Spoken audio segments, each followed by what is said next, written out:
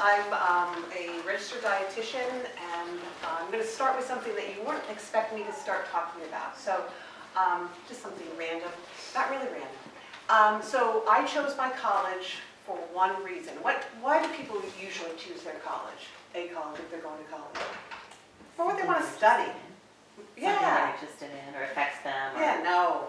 I chose my college for one reason, and I wanted to work at the 1980 Winter Olympics. So and I'm from New York, so I knew where to go, got there, tried to get a volunteer job, and I was unsuccessful. My brother did. Then I got a paid job as a Pinkerton guard at the Olympic arena. So I worked the USA-Russia hockey game, which was probably one of the biggest thrills. Now, here I am at Plattsburgh. I have no idea what I want to do.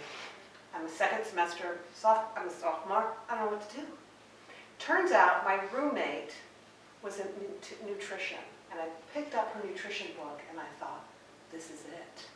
So it was a great, segue into, now that I told you 1980 Olympics, you can tell how old I am, which, I really don't like to tell people to do.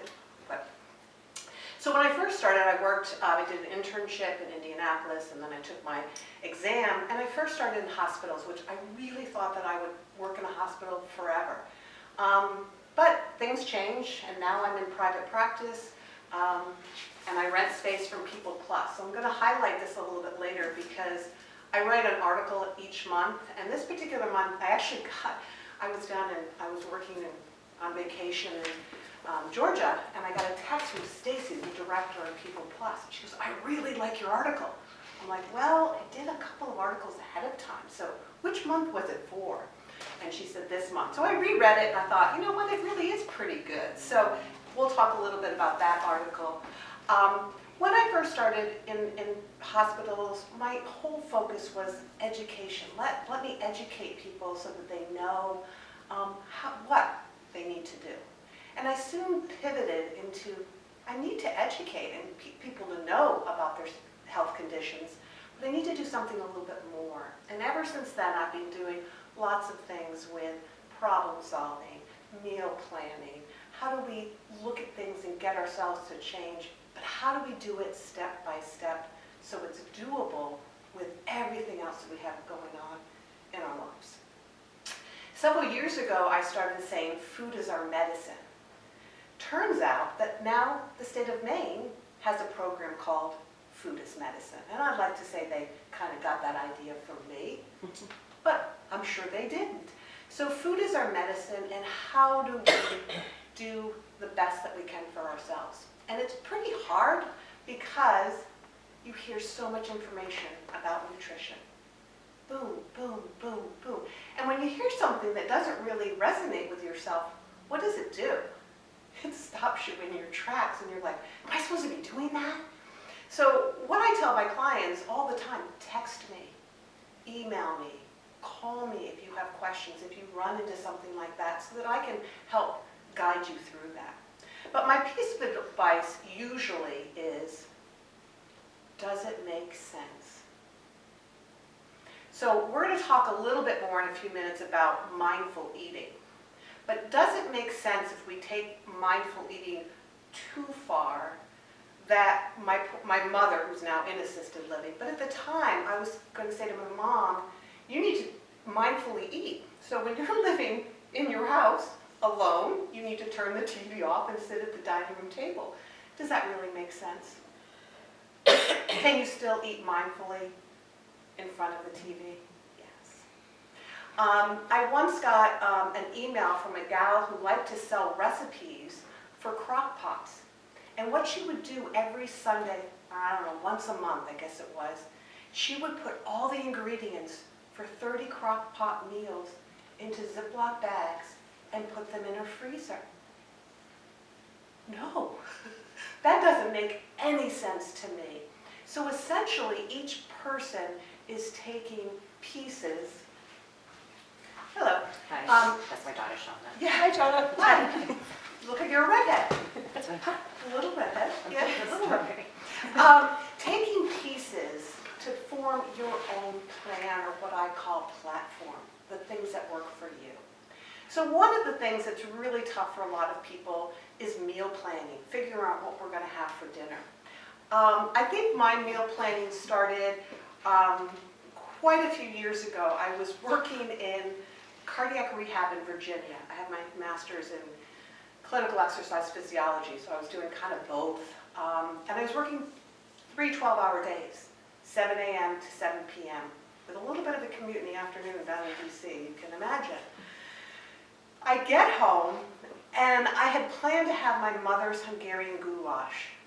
And I had cut up the meat, I'd gotten everything ready, I got a recipe out, I put it in the skillet or whatever, and then I finished reading the recipe, and it said, cook on warm or medium heat for 2.5 hours until the meat is tender. What? I guess I didn't read the rest of the whole thing. So that's when I really started, how do we get dinner on the table in minutes, and what are some of the strategies that can be helpful? So if you don't mind just passing these out, we can talk a little bit about that. So one of the things that first that we can talk about is cook once, eat twice. So what I love to do is cook a whole bunch of chicken up on the weekends. What can I do with that chicken at the end of the day? I can cook up and make a fajita in 5 minutes. I can make a stir fry in 5 minutes. So you're thinking about, how do I do things a little bit differently? I wouldn't mind putting a crock pot ingredients into the crock pot and put those same ingredients in one Ziploc bag into my freezer. So I have that versus, 30 of that, So what are some of those strategies that help? One of my favorites is what I call the 5-minute prep. What is that? Well, that means if you have 5 minutes before early in the morning to prep something, do it. Because at the end of the day, it's less work. So today's a good example. I love recipes that have lots of layers of flavor and nutrition. So have you guys heard of the egg roll in a bowl? Yes. All right, so that's what we're going to have tonight. So what did I do? I cooked up some lean meat yesterday. Today I had a little bit of break in my schedule. I cut up the scallions, I cut up the onions, I shredded the carrots, and all those things are done so that it's, I diced up the ginger. So when I come home, I'm just going to throw that all in my wok. Dinner's going to be done in 5 minutes. So if we wait until the end of the day to start that meal prep, that's a daunting task. My joke is, the only mom when my girls were growing up that was a stay-at-home mom, she didn't even cook, right? And really, why is it that we want to, prepare our own meals? Cost, healthier, nutrition. I actually had a client who was traveling. She goes, I just couldn't wait to get more vegetables. Our palates change if we're eating healthy. Or also our palates will change if we're used to not eating healthy. So we want to be used to eating those healthy foods most of the time. And that's really another piece of what I talk about. I have a lot of sayings. I'm going to write a book someday and list them all in there. But we want to keep it simple, and we want to get away from a lot of those rules and have-tos. There's nothing we can't eat. But what's that portion? What's that frequency? And I love to say to my clients, let's do the check-in. You can check in with yourself, but you can check in with me so that you can see, are those pieces working, and what is it that you need to adjust? I'm going to put you to work again. What should a meal look like, and what could be helpful in terms of portions? So I told you about, I came up with food as medicine, and now it's here in the state of Maine. I also came up with a plate. I'm going to give myself credit, but so did all other a bunch of dietitians all over the country came up with a plate. And what is so wonderful about the plate? It shows the portions for the carbs, the protein. There's a little bit of, there's some cashews in the little center there. That's the fat, and then we have all those veggies. But it's easy. Who remembers the food pyramid? You remember food pyramid? Okay. Okay. Who did the food pyramid work for? Nobody. Not me. We just made it too complicated. And so when this plate method came out, I think Michelle Obama, I think she gets credit for it. But what happens? You can take the plate for portions absolutely anywhere. To a restaurant, a friend's house, a party, anything. And it's a great visual to try to make your meal look like that. So this is also kind of nice because it does list, you know, what's a carb, what's a protein, what's a fat. I think it's really helpful to know because those are the combinations that we want at meal times. How many people are going to feel satisfied for 3 hours if they eat a bowl of Cheerios? Makes me hungry. Seems like. It just, yeah. So fat's job is to satisfy us. It's the most concentrated source of calories, so we want to watch that portion. But fat foods are typically spreadable. So you have olive oil, avocado. Those are the healthiest ones. Nuts are fat. They're not obviously spreadable. Protein foods are foods that have legs, wings, fins, or feet, along with tofu and peanut butter. And everything else is a carbohydrate. And so carbs get a really bad rap, I think, sometimes. And I've had clients say, my doctor's told me I can't eat strawberries because they're too high in sugar.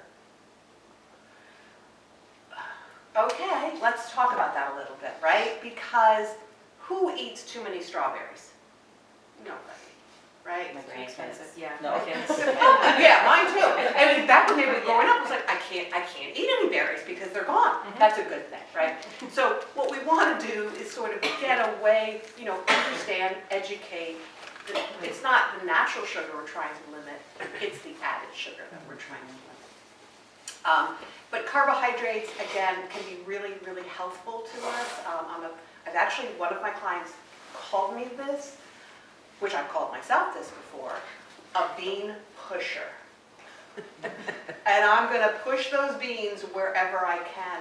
They're really satisfying, they're really high in fiber, they're really good for us. So, any questions so far? Okay. Now, are beans considered carbs or protein? Kind of both.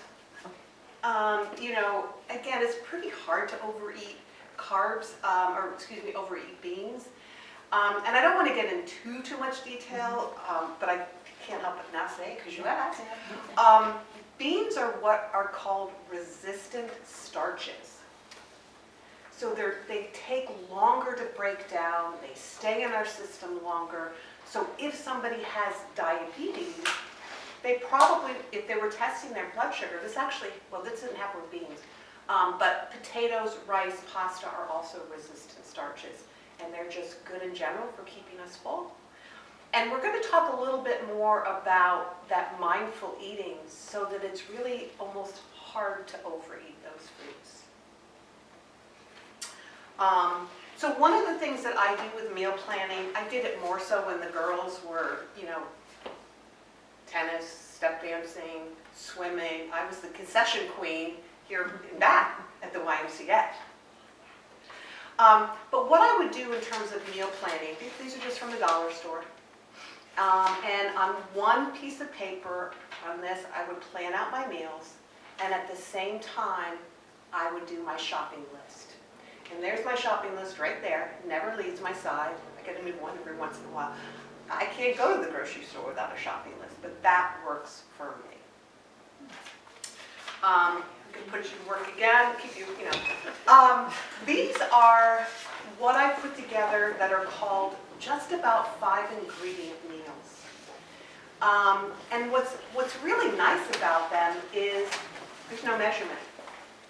Not everybody may be comfortable with that, but you just throw it all in a skillet and warm it up. And one of my new clients just last week said he made, I think it was the lemon chicken twice already. So that worked really well for him. I like to gather recipes that are quick, easy. Eatingwell.com is really one of my favorites. So I get lots of recipes. They meet my criteria. Delicious, easy, good for you. with that layer of flavor and nutrition. So it's nice to look like outside the box and say, what is it that I could add to something that I've never put in here before? And it's really fun when some of my clients bring that up. Like one of my clients is now putting, I know you may not be comfortable with this right away, but she's putting chickpeas in her scrambled eggs. Like mashed up? Nope. Just, Nope. okay. So I made scrambled eggs for my mother a couple years ago. My mother goes, "Are there chickpeas in here?" I'm like, "Yes, there are. Chickpeas and tuna fish." I do that. So, you know, you can put beans in with your chicken soup, diced tomatoes, a bag of spinach, anything to think about how do I add something that's not going to add more time or another pot, for heaven's sake, because we also want to think about cleaning.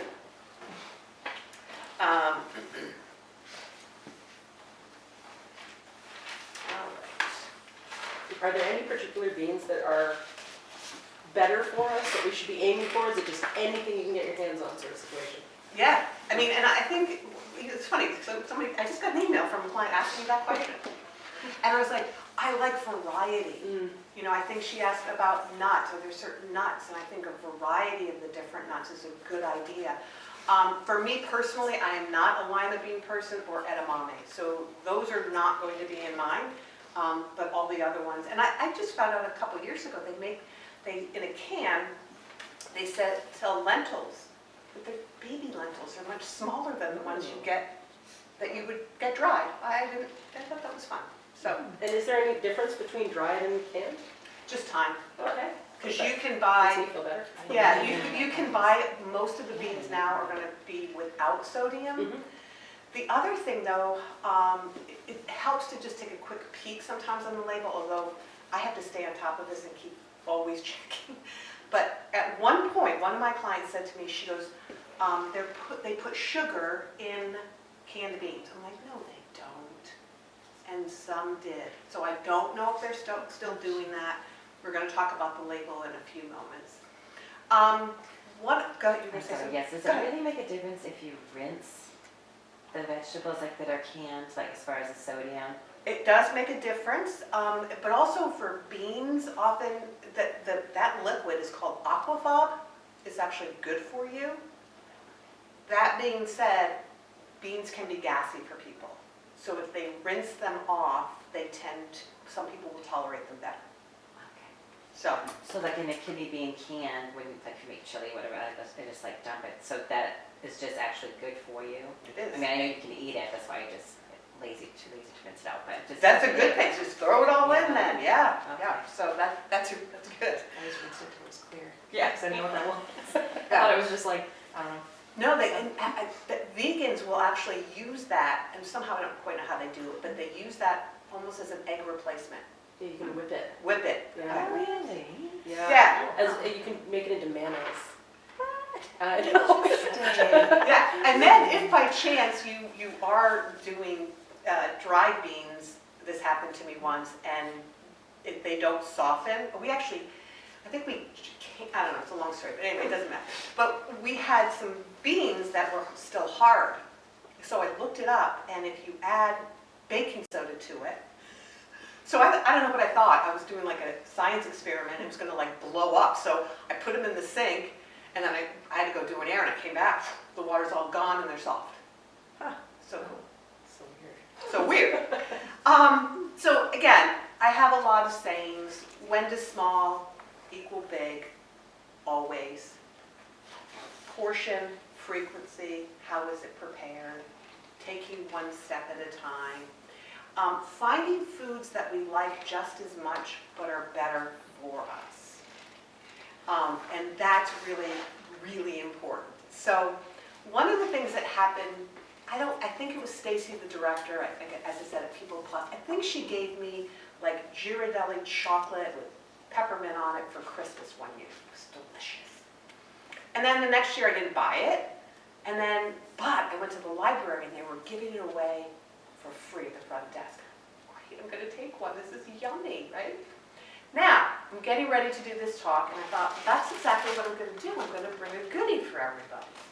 Can we eat a goodie? Of course.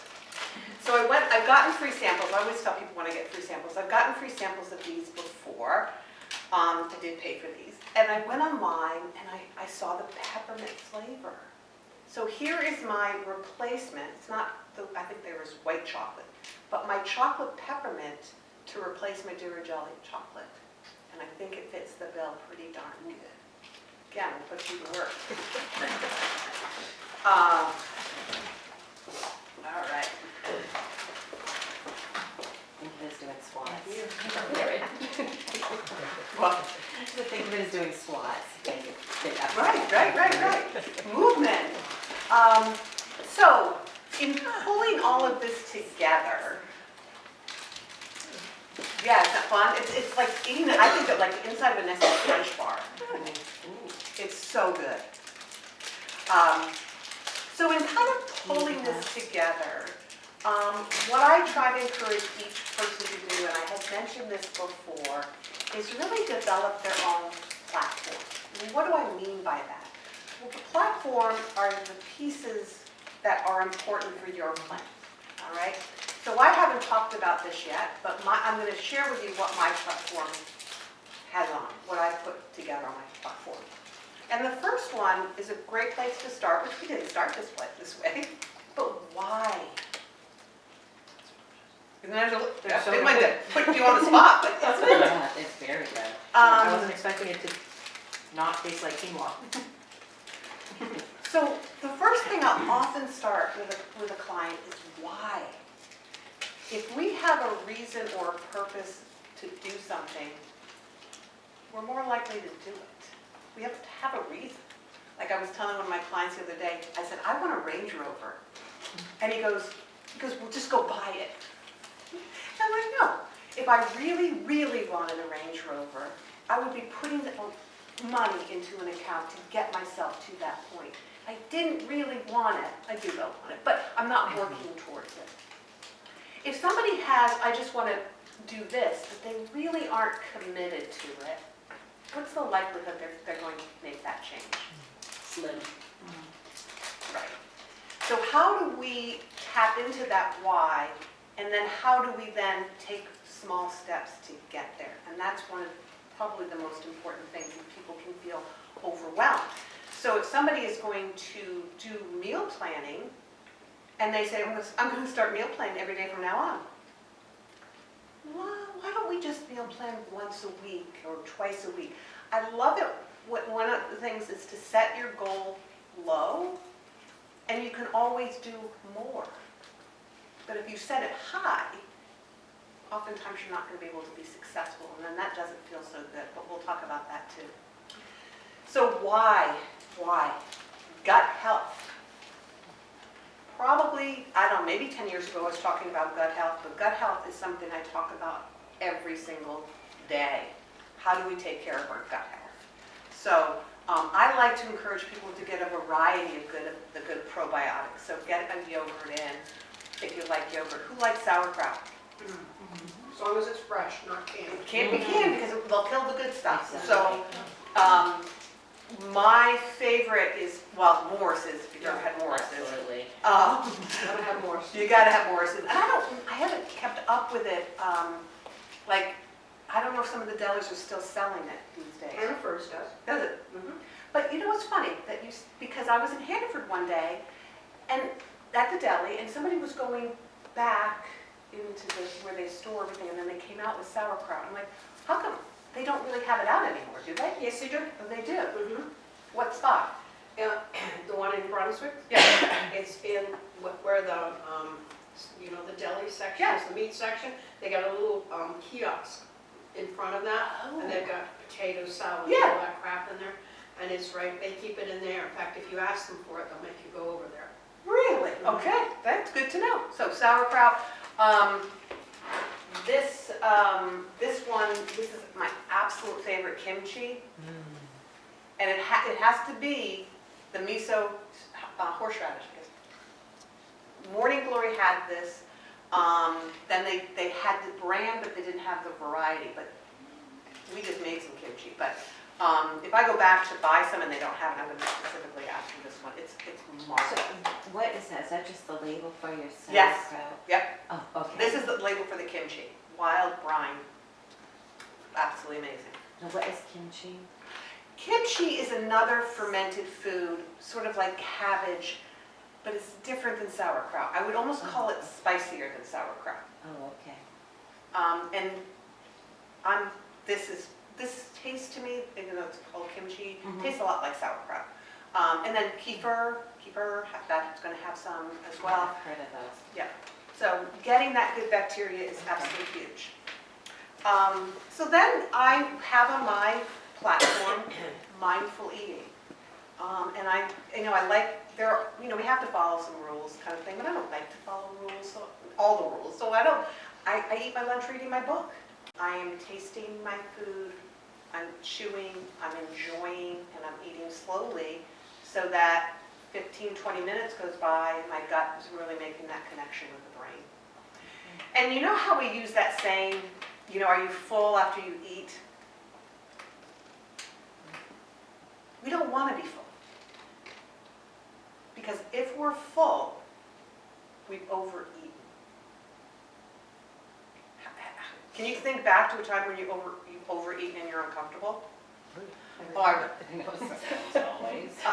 just remember this Thanksgiving, it was so bad. I was like, I just never want to do that again. So that's where, when I'm eating, I really am making that connection. And if we're looking at a scale of 1 being absolutely starving and 10 being really uncomfortable, we really want to stop eating at about a 7.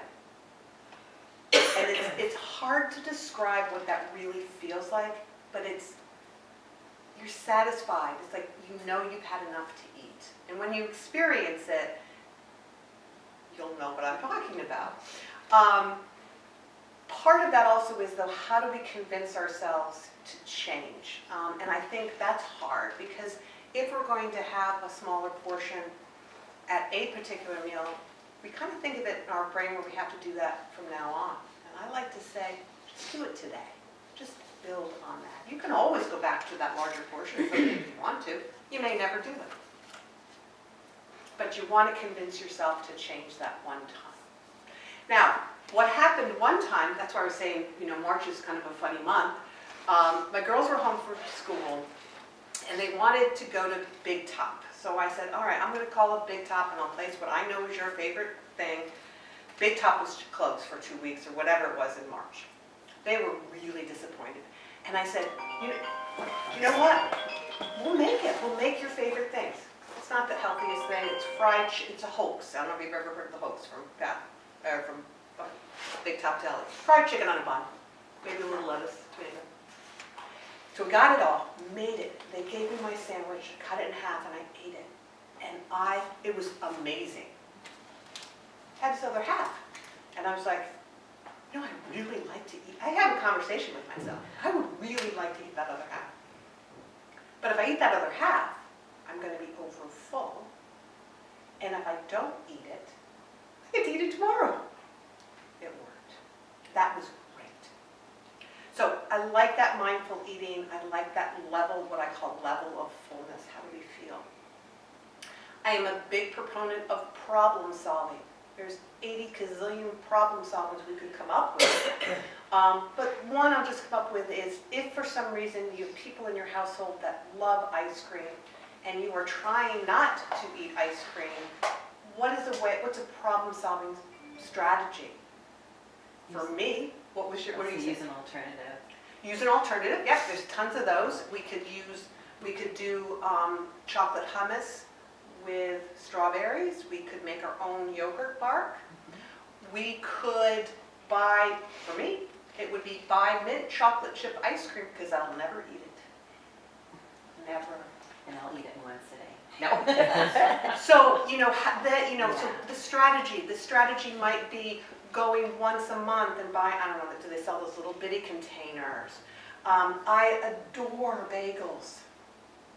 The pandemic started day 1, and I have switched to mini bagels. I'm going to have a mini bagel. Day 2, I'm going to have a mini bagel. I see where this is going. I now have a mini bagel once a week. I pick Sunday, don't ask me why, and it works great. So you're having it, but it's not every day. Because as one of my clients said, if you have it every day, it's a habit, it's not a treat. And I thought that made a lot of sense. You look forward to that bagel, you thoroughly enjoy it. Probably my favorite thing of my strategies that I use is what I call the toolbox. And I think everybody needs a toolbox, right? You gotta have tools and things. Well, this toolbox is phrases that help you in difficult situations, kind of navigate through that. Pause, delay, I'll wait 15 minutes, I'm choosing not to. When somebody maybe offers you another portion or you want to go back for some more. It's very calming. And frankly, does it work 100%? No, but does it work for me? Absolutely. So those, I think I've gotten them all. Oh, I forgot one. Missteps. So how many people have taken a misstep with their food or their exercise and beaten themselves up afterwards? Right? And how does that feel? Right? You know, and so what is it that we can do? So all of a sudden I'm like, you know what? It's a misstep. It's a learning opportunity. Now that it's over and it happened, what would I do differently next time? It's been, again, a wonderful thing. So, again, those are the pieces of my platform, and I'm checking in with myself, and I'm saying, do I have all those in place still? Did I forget one? Like one of my clients said, oh my gosh, I forgot about the toolbox. She's got it back. And I think when we have our platform, then what we want to do is remind ourselves of those pieces. It doesn't have to be in this order. We want to remember our successes. We tend not to remember those successes, but they're really important. So when my older daughter made dinner, she handed me my plate. This was a while ago, and I was like, I said to myself, that's not enough food. And I ate it slowly, mindfully, enjoyed it. It wasn't enough food. So that's part of my successes, remembering those. And then, what are those things that you learned that you want to do differently? And that's an important piece. Mine's a little far in advance, but it's the one I'm keeping on my radar screen. It's Thanksgiving. So Thanksgiving we get together with my dad's side of the family every other year. And so we're going to get together this year. But 2 years ago, I remember there was a lot of appetizers out. I remember thinking, I really just don't want to have too many appetizers. But at the end, I was just like, kind of lost track. I'm not really sure how many I had. So my strategy next time is to take a plate. And on that plate, put the total amount of appetizers I want. So I'll remember that's what I'm working with. So it's always nice to be learning something instead of feeling bad about what we did and not moving forward, essentially. So I just want to finish up with a couple of things. I keep thinking, that's why I've got to have notes. Long-term maintenance. Does anybody ever talk about that? Maybe, little, maybe. But how many people do you know have made changes in their food but weren't successful long-term? Because they didn't have that plan, that long-term plan. What do those pieces look like? You're checking in. I think that's the biggest, checking in. Am I listening to my level of hunger, my fullness, my problem solving?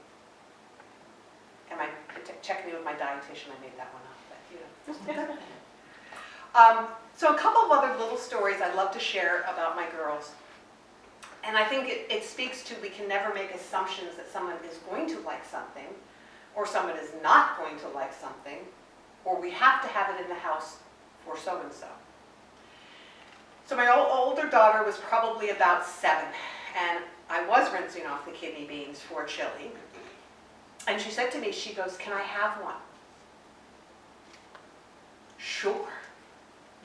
But the first thing that really I was ready to say was, you're not going to want to eat a kidney bean out of a can.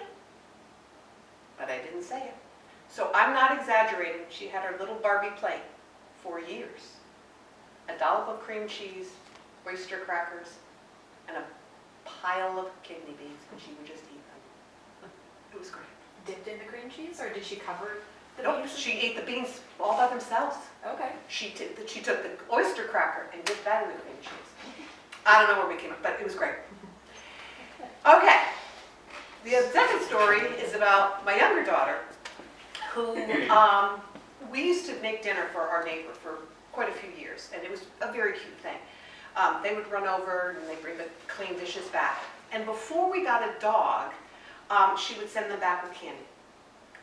But that was biscuits, so it was great. Dog biscuits was great. And so this one particular time before the dog, Molly, my younger daughter, again, maybe 5, 6, she said to me, she goes, "Can I have a piece of candy?" And before I could say anything, she said, "No. I want to have the blackberries because they taste like candy." I can't make this up. Isn't that wonderful? We just don't want to make those assumptions that they're not going to like that kidney bean all by themselves, or they have to have the candy because, whatever. But again, there's that balance. It's not that they can't eat candy or have that. It's just, how do we eat healthy most of the time? It could be 90-10, it could be 80% of the time, 20% of the time. But we're not looking to be perfect. But we're looking for those strategies and those pieces to put that together.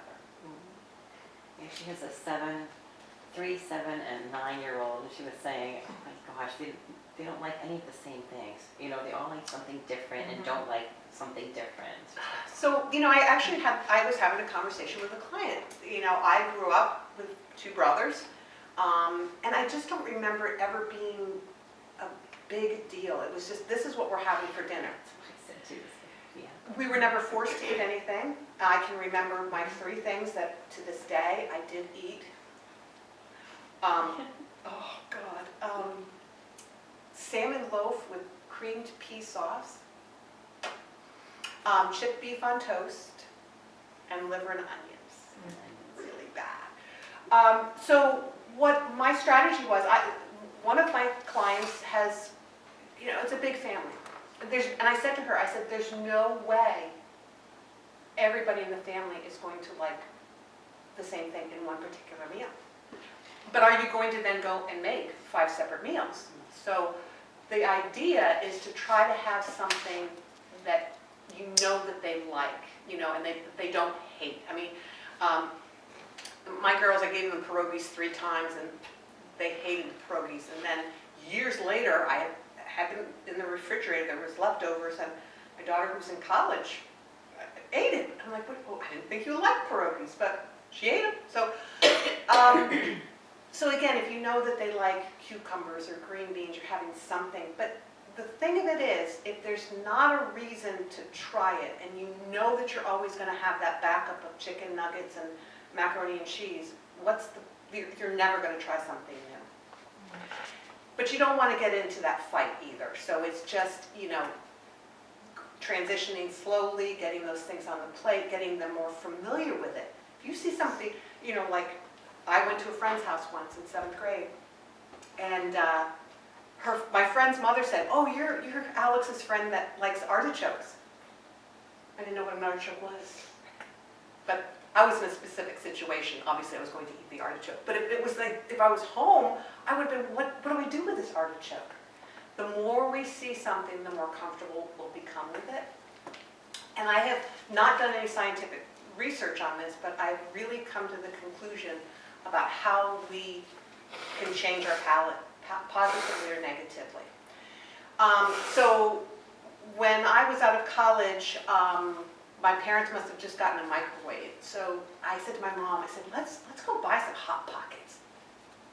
I put the Hot Pocket in the microwave and I ate it. And to this day, I can remember, like, why? Why would anybody want to eat a Hot Pocket? Just like, why would anybody want to eat a Pop-Tart? Oh, but they're still around. So then kids would come over to the house and they would want a Lego waffle. I'm like, no, I make Belgian waffles. I make homemade macaroni and cheese. They wanted the box macaroni and cheese. Then, my brother made, one 4th of July, he made homemade onion dip. I'd only had probably, Lipton's and Helluva Good. And he made it homemade. And I took one bite and I was like, that is so completely different than what I'm used to. I knew that if I kept eating it, I would get used to it, but I didn't want to keep eating it. But then that Thanksgiving, he made it again. And I took that next bite, and again, I was getting used to it. And it's really fascinating because I think, again, if you're used to something, that's what you're going to go for.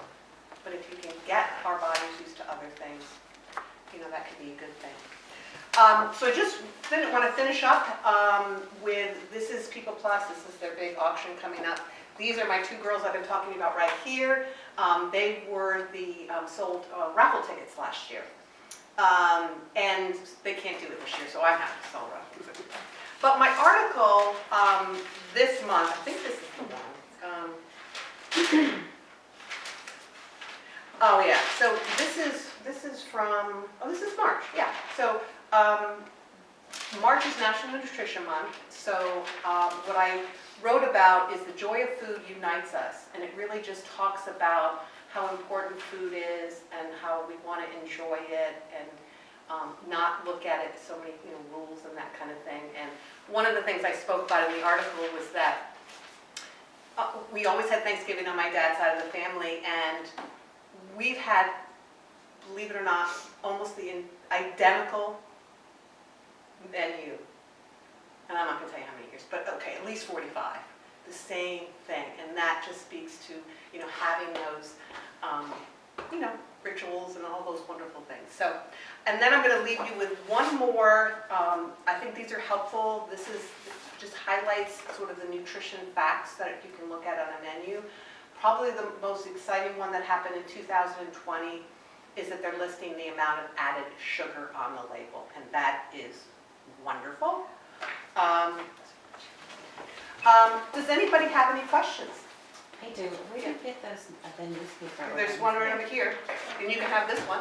Oh, okay. Is that something that's, you pick up somewhere? You put They're all We over. always have them here. They're up on the wall. If you ever want it, they drop them off for us. Oh, really? Oh, Yeah. They probably have them in Hannaford. Yep, they have them in the newspaper, Yeah. the free newspaper Yeah. Oh, section. yeah. Yeah. Oh, And, okay.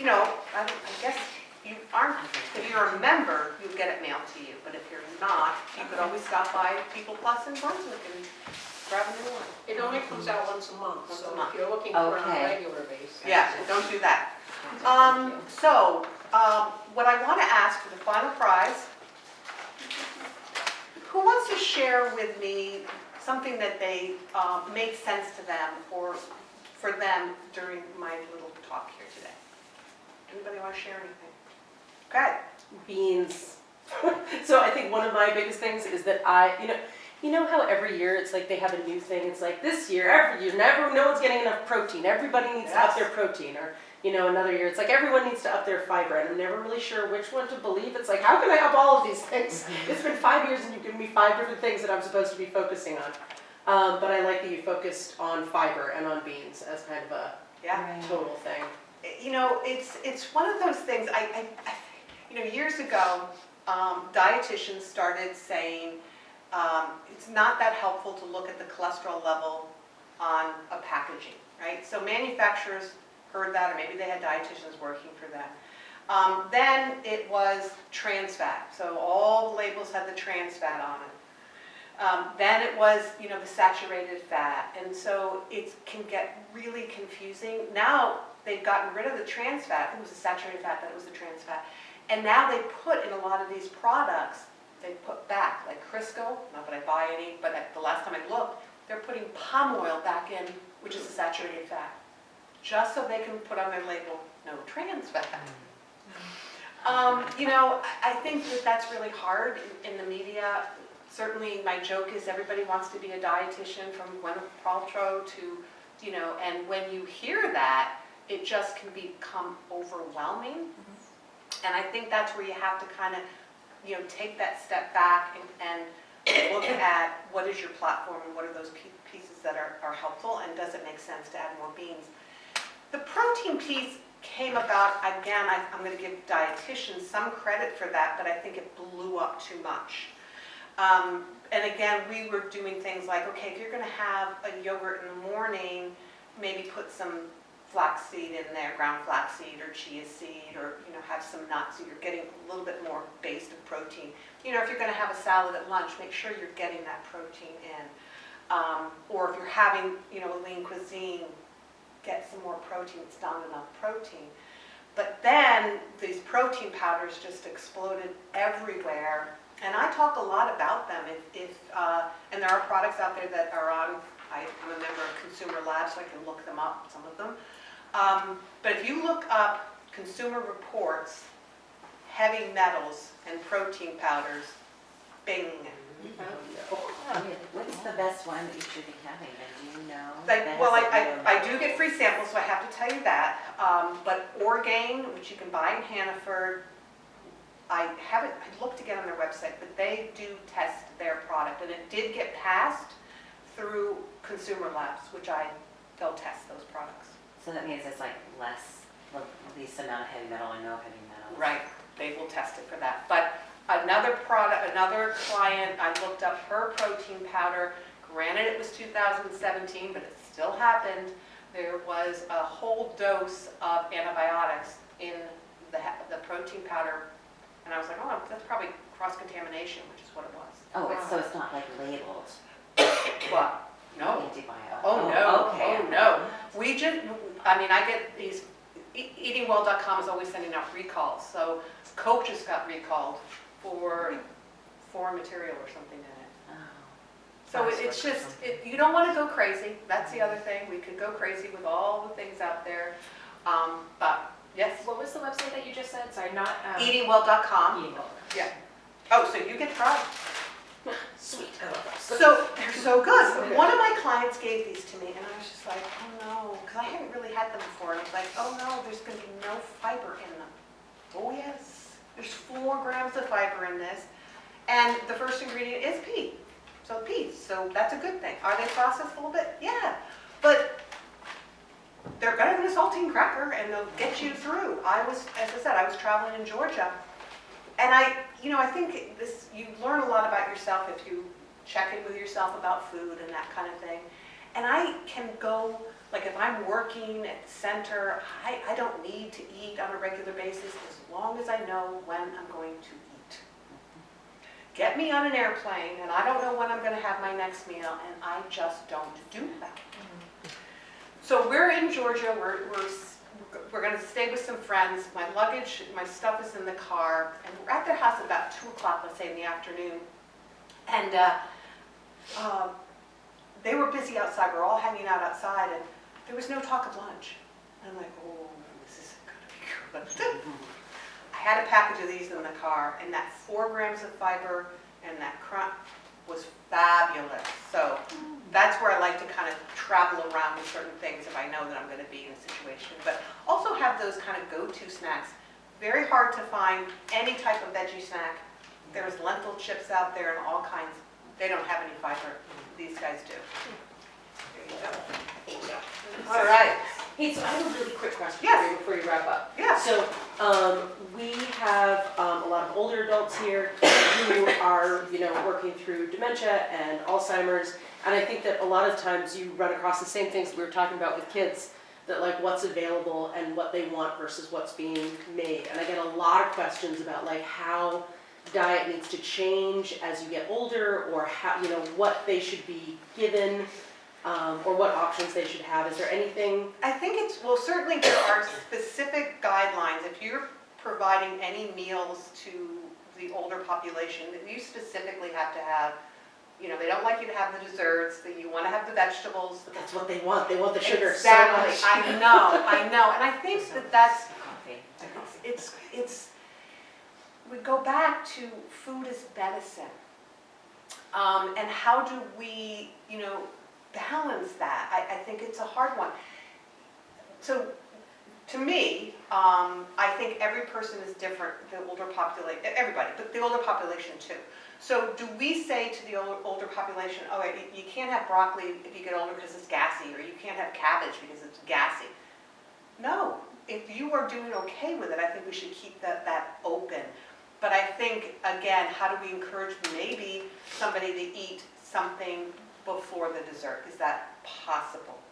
And I think that every situation is going to be, really different because depending on where they are with their condition. And you don't, again, it's like with kids, you don't want to make that into a battle, but do you then maybe get something like, cottage cheese with peaches? That would not appeal to me, but it's got that sweetness and it has that protein, so you might want to do both. Does eatingwell.com have ideas like for elderly patients, like for lunch when you're on the go? Like I have to make my mom's lunch, like to come here. And it's like she always wants the same thing, either like clam chowder or peanut butter and jelly or something like that. And I try to make her have like other things and stuff. She's like, oh no, that's good. No, I'll just make that. Just make them. Well, I do like the peanut butter Yeah. because, again, what you can do with the peanut butter, I don't know how long she's here before she eats lunch, but you can take and put slices of strawberry on her sandwich and now she's going to get a strawberry. That's what she wants. I don't know if they have specifically those guidelines, but I was just curious, like some other ideas. I do a lot of recipe reviews for different places. Well, I do it for the Androscoggin Jail. I do it for the Plant Home, and I do it for Richmond Care. And I will tell you that their menus are all over the place, and they have an unbelievable variety of food. And it's just amazing. Now, the Plant Home also had desserts at lunch and dinner. And that's not really part of the guidelines. If you look at the state of Maine puts out, they really don't want you to have desserts. My dad, he didn't care what was for dinner. He wanted desserts. I mean, so that's where finding that balance. And what I've heard back from the Plant Home is their desserts are like 1 inch by 1 inch. It's just something to. A little taste of it. Yeah. So that's where, again, can we encourage them to have a little, wait, let's just, I was never like that with my kids. I'm not going to say, eat 3 bites of this so that you can have dessert. I just don't think that's a good idea, but I don't know if that would work for somebody who has memory issues. Because again, it is different between the kids and somebody with memory issues. We need to get that protein into them so that they're not going to increase their risk of falls and all kinds of other things. So it could work maybe to say, all right, let's have a few more bites of this. Guess what we're going to have afterwards? And I just don't know if that would work. Thank you. Okay. Does the desire for sweets change as one gets older? Because I've noticed in all these facilities, the people crave the sugar.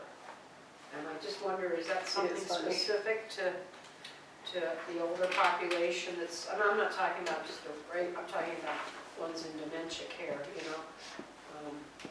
Well, it might have something to do with their palate. Yeah. Like using more mushrooms, umami, because they can taste that because of that. Does everyone know what That's umami is? interesting, yeah. No. So we have sweet, sour, bitter, and what did I miss? Salty. Those are our tastes. Yep. And a long time, now time has passed, they figured out there was another one called umami. And mushrooms and soy sauce give us that taste in our mouth that's called umami. And so that's where at one point they were saying that people, nursing homes were trying to put more mushrooms, so that might be part of it. More than likely, to answer your question, further down the road, we're probably going to see even more, because what's happening with people on, they'll be on it forever, but people who are on the injectables are now, some of those that are consuming less alcohol, that could also be part of it, will crave sweets. And they're finding that with Ozempic, that the injectables, and I've had this with one of my clients, he's consuming less alcohol, and then he wants more sweets. But then when you're talking about my dad, that's what he grew up on. Well, that's what I was was kind of wondering too with dementia, it seems almost like, A comfort thing. or going back in time, That you know could what I be, mean? mm. It's almost like, I don't want to say almost like a 12-year-old or whatever, but it's like you want your sweets before you want anything else. You know what I mean? Yeah. I don't know if it's a Good point. That's mindset exactly what I was thing or- talking about, yeah, they Yeah. crave the sweets Yeah. at facilities.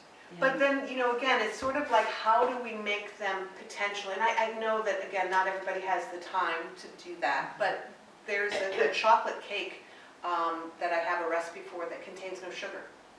I was gonna say on Reels I've been seeing a lot, because when you're talking about information overload on nutrition and everything else, I see a million things like, oh, I'm gonna make that, I should make that, because there's like no flour, no sugar, whatever, you use all these substitutes for stuff.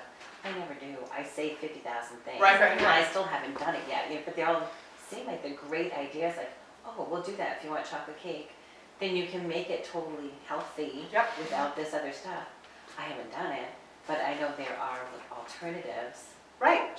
So you don't get, but you get that taste, and I think that's where hummus, there's going to be some added sugar in that, but that's where the quinoa comes in. Right, yeah, that's amazing. There's a fun one that you take a cookie sheet, spread a piece of saran wrap on it, take 2 yogurt containers, regular size yogurt containers, fruited, and you spread it out kind of thin, but not terribly thin. And then you take a tablespoon of peanut butter, and Hannaford has it's hard to buy peanut butter, because if you buy natural peanut butter, thinking you're not going to get palm oil and sugar, you will. But Hannaford has a specific product, Nature's Promise. So you take a tablespoon of peanut butter and you drizzle that through the yogurt, take some sliced strawberries, again, mix that all in, put it in your freezer for 10 minutes, pop it out, break it into little pieces of bark, and now you can walk by, and you're not making a cake, right? So it's a little bit, or you could get powdered chocolate peanut butter, add some water, and then you get chocolate. Everybody know about powdered peanut butter? It's called, well, there's more than one.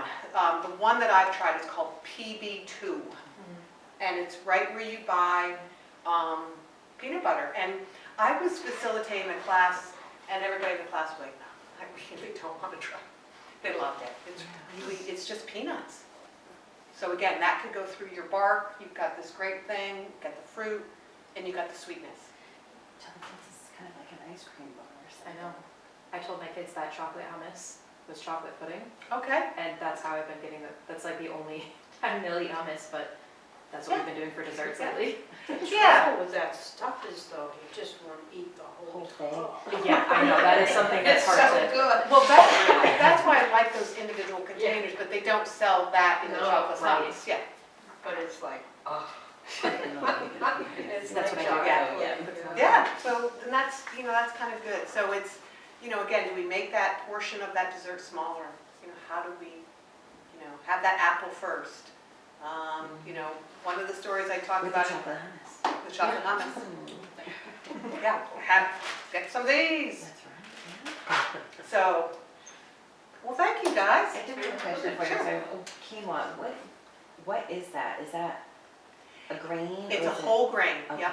And pretty much it cooks like rice. The only thing you want to be aware of is that read the package, because sometimes it'll say that the quinoa has already been rinsed, and sometimes it'll say you need to rinse it, otherwise you'll have like a bitter taste to it. It's kind of funny. But I've also had some rices that have told me to rinse it too, so I thought that was interesting. Huh. But yeah. But again, if you think about quinoa or you're thinking about rice, again, another opportunity to say, what could I add to it? Black beans, salsa, all kinds of things. So again, you're not adding time, really, but you're adding a lot of nutrition and flavor. Yeah. Now, I have to tell you, I'm not an appliance person. I don't like stuff sitting around, and I don't buy appliances that have one use. Okay, I get that. I bought something which is out of the ordinary for me. It's the Green Pan Grain Cooker.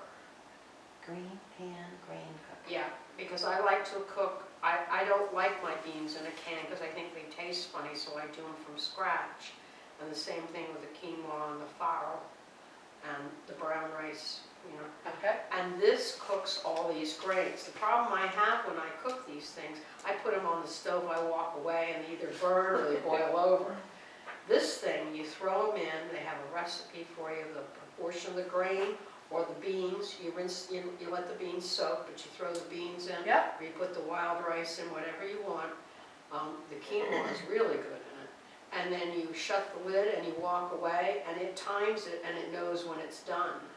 Really? And where did you get that? I just bought it online, I read about it, and I thought, well, I'll try it. It's Amazon, if I don't like it, I got 30 days That's to send it right. back. Tell me the name of it again. It's green pan, Uh-huh. and it's not a pan, it's a thing. Like a rice cooker?